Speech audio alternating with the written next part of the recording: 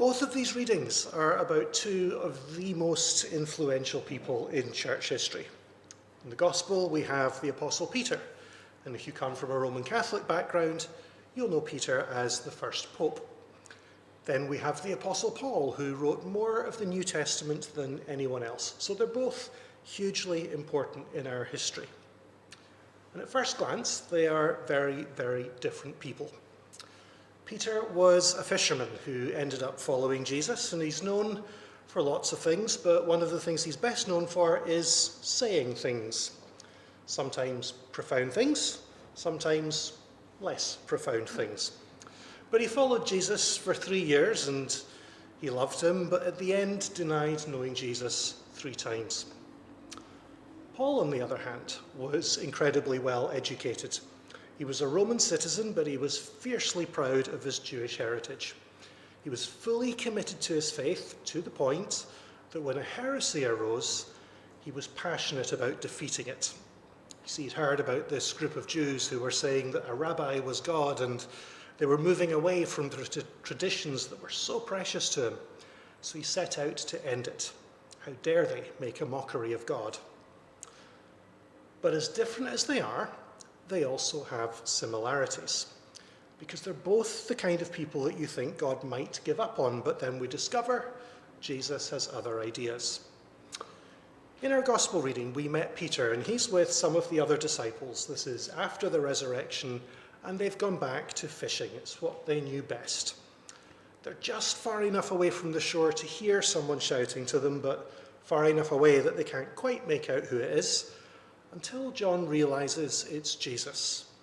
And then we get some fascinating details that tell us we're dealing with an eyewitness account.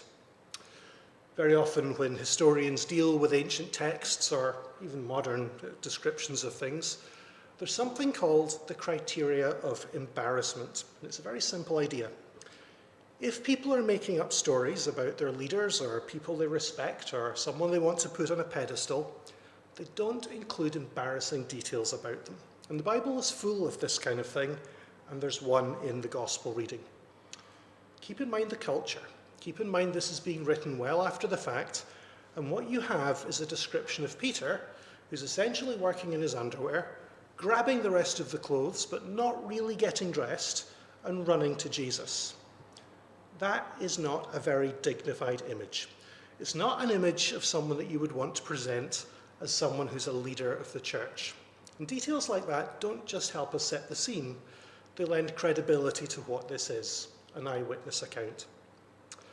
But another thing I love is coming across things that I've never noticed before. I was reading a commentary yesterday, and it pointed out something I have never noticed. Peter was sitting by a fire when he denied Jesus 3 times, and Jesus met him here over a fire to have breakfast. I'd never noticed that before. But look at how Jesus deals with him. He asks Peter if he loves him. Now, we've spoken about this before. The Greek word that Jesus uses is agape, and if you remember, that is the word for unconditional, selfless, sacrificial love. Peter's reply was, "You know I love you," but he uses a different Greek word, phileo. It's brotherly love. So Jesus asks again, "Do you agape me?" And Peter replies, "You know I phileo you." So Jesus asks a 3rd time, and in English you might miss it. He asks Peter, "Do you phileo me?" Now you see why Peter is hurt. He's just told Jesus twice that he does love him. So he says, "You know all things. You know that I phileo you." What we see in Greek is Jesus twice asking Peter, "Do you love me with unconditional, selfless, sacrificial love?" Peter admits that his love for Jesus is not there. He loves Jesus, but only with an affectionate brotherly love. It's good, but it's not the love Jesus is asking for. It's like Peter is saying, he's trying, but he's being honest with how he feels about Jesus. And it's like the 3rd time Jesus says, "Okay, I can work with that." He doesn't demand perfection from Peter. He meets Peter where he is and says he's enough. And with that, Peter's relationship with Jesus is restored. Jesus doesn't change, and the same is true for us today. So maybe you feel you're not there yet. You know maybe what Jesus expects or is asking from you, but Jesus' response is the same. I can work with that. Come and follow me. You see, Jesus can take our failures and still offer us restoration and healing. He doesn't push us away, he just draws us in spite of our failures. Peter had been following Jesus for 3 years. He had a relationship with Jesus that had been broken and was restored. Paul was very, very different. Paul and Saul, by the way, are the same person. In the reading it was Saul. He later becomes known as Paul. So I'm going to stick with Paul because that's who we all know him as. Paul isn't somebody who's just lost his way. Paul is somebody who is actively fighting against Jesus. You see, to Paul, Jesus and the early Christians were dangerous. As I said, Paul was a Roman citizen. He trained under Gamaliel, who was one of the leading rabbis of his time. And even although he was a Roman citizen, his passion and his identity was Jewish. Later he writes about how he was a zealous Pharisee. He cared about his faith. And this new sect was distorting everything that he held to be true. These Christians were claiming that this condemned criminal was God, telling people that Jesus was the Messiah, and they were growing in numbers. They were threatening to pull other people away from the truth. So Paul did not see himself as somebody who was wicked and evil. He saw himself as someone who was trying to maintain truth and identity for his people. He was trying to protect his community from what he saw as a dangerous sect. So one day, Paul is doing what Paul does. He's on his way to Damascus to chase down some more Christians. It was just another day at the office for him. But on the way, something happens that changes him forever. As he was nearing the end of his journey, a light from heaven flashes around him and he hears a voice. Saul, why do you persecute me? This is another really interesting story. It actually comes up twice in the Bible. The other is in Acts chapter 22. And there's an interesting thing in this. If you read this in older translations, it looks like there's a contradiction here. In Acts 9:7 and Acts 22:9, in the King James Version, it says this. Acts 9. This is King James English, so forgive me for slow here. And the men which journeyed with him stood speechless, hearing a voice, but seeing no man. And then in Acts 22, and they that were with me saw indeed the light, and were afraid, but they heard not the voice of him that spake to me. Hearing a voice, heard not the voice.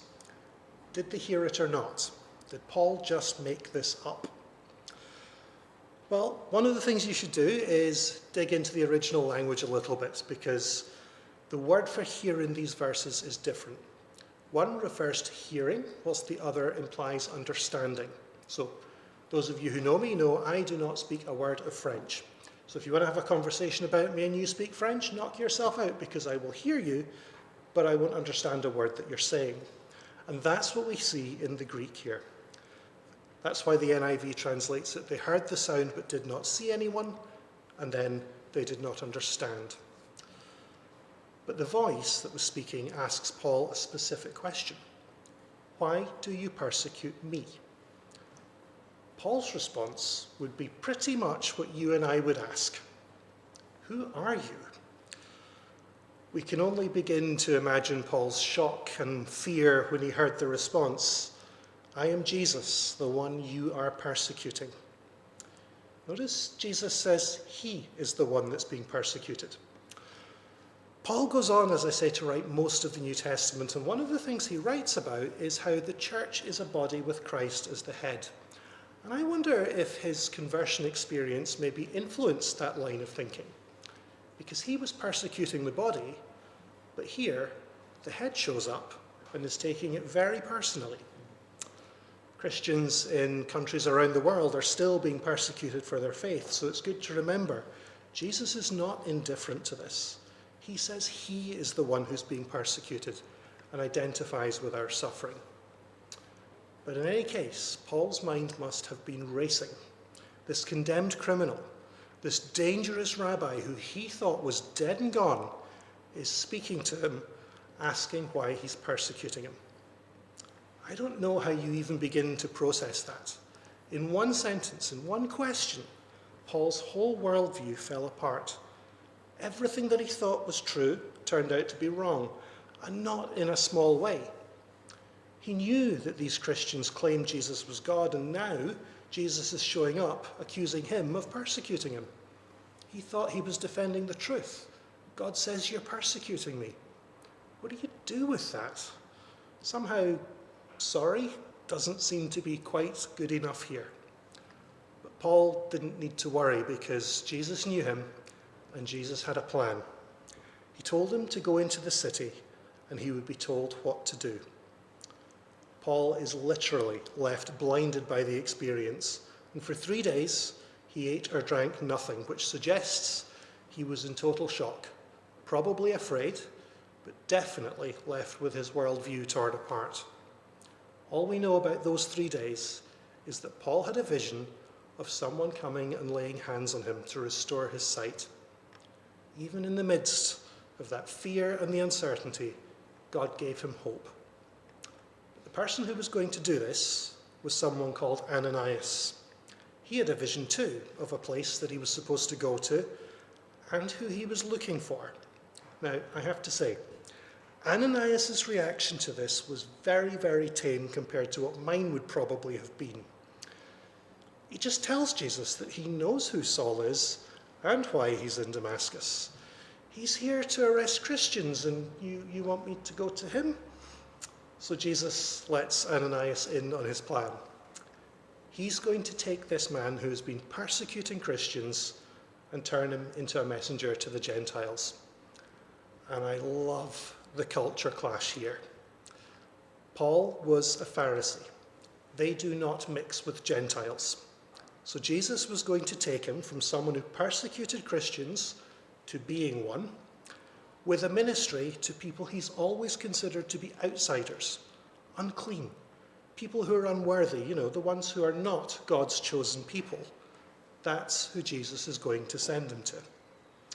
So Ananias goes to the house, probably feeling a little bit nervous, lays his hands on Paul, but calls him brother. Now, I wonder how strange that felt for both of them. Ananias, who knew Paul's history, and Paul, who just a few days earlier would have had Ananias on his list of targets. Ananias said, "Brother Saul, the Lord Jesus, who appeared to you on the road as you were coming here, has sent me so that you may see again and be filled with the Holy Spirit." There was more for Paul here, because again in Greek, the phrase is "Kurios, Jesus has sent me." In the Greek translation of the Old Testament, this is the word for God. So Paul's had this experience, and now this Ananias is blatantly stating what he would have considered to be blasphemy. But things have changed, because now Paul has met Jesus. He's being reminded of who it really was who stopped him on his journey. But Jesus didn't send Ananias to take revenge. He sent Ananias to bring healing, and not just physical healing, but spiritual healing. Paul's sight is restored, and the very first thing he does is to be baptized. Paul would go on to write in Romans 6 that baptism marks the end of your old way of life and the start of a new one in Jesus. Well, if that was his understanding, his baptism marked a final rejection of everything he once held dear and embraced a new way of living, which must have been just a little bit frightening. How much uncertainty would there have been? He knew that he had got things so wrong, and he probably was aware of how much he had to relearn.